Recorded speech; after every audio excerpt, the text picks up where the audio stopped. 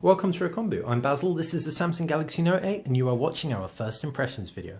The Samsung Galaxy Note 8 is a skinny little tablet. It's 8 inches, so nothing like the Google Nexus 10 for example, and it's also in portrait, unlike most landscape 10-inch tablets out there.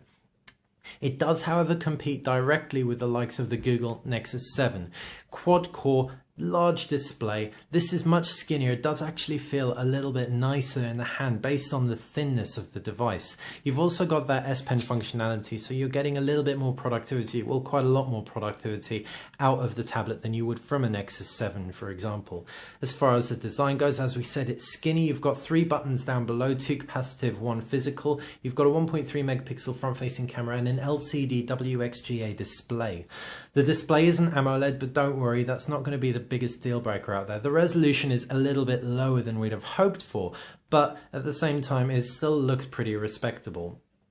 On the left side's micro SD card slot. It is expandable up to 32 gigabytes. Sorry, 64 gigabytes. Down below, 2 stereo speakers, a micro USB port.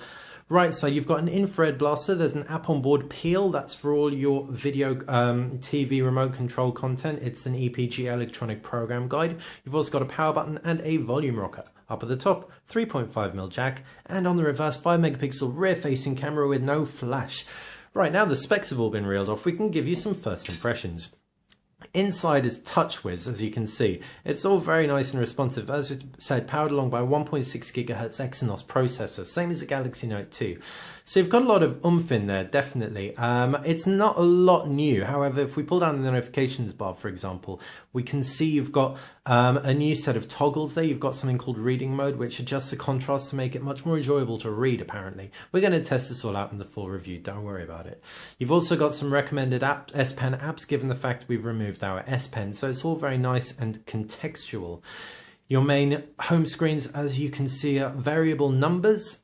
You can add and remove them very, very easily indeed. There are a host of widgets on board. Some Samsung throw on, some are more standard, such as a Flipboard one. You can edit them to your heart's content. If we jump into our App Store, this is where we can find all these additional widgets and all our applications. Most of the apps are going to be the same as you'll find on most Samsung Galaxy products. However, because of the infrared blast, we have that Smart Remote Peel app, and you've also got something cool called A-Note HD, or Awesome Note. Awesome Note is a new feature that you haven't seen anywhere else other than on the Note 8. If we open up a new note, for example, we can see we can either type in our new note by hand, with a standard keyboard, or this is cool. Oh, let's see if it gets cool. There you go, it got cool.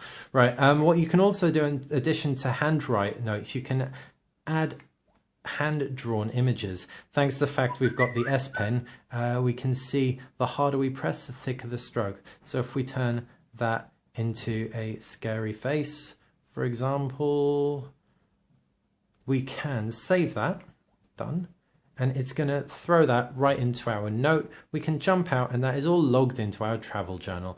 You can see you've also got a very, very finger-friendly optimized layout, and Samsung has done everything in its power to make sure that you stay organized, separating separate folders which you can tweak yourself, and there's a whole host of settings that you can adjust there. So that's been the Samsung Galaxy Note 8 first impressions. Our first impression, we quite like it. We're really going to have to put it through a review. I mean, I've got a Note 2, sorry, a 5.5 inch Note 2 myself, and I can't see all that much making this heaps better, other than, of course, the additional screen space to write on. But maybe a week with the device will make us change our opinion and fall in love with it. We certainly do like it. We're not sure if we love it yet.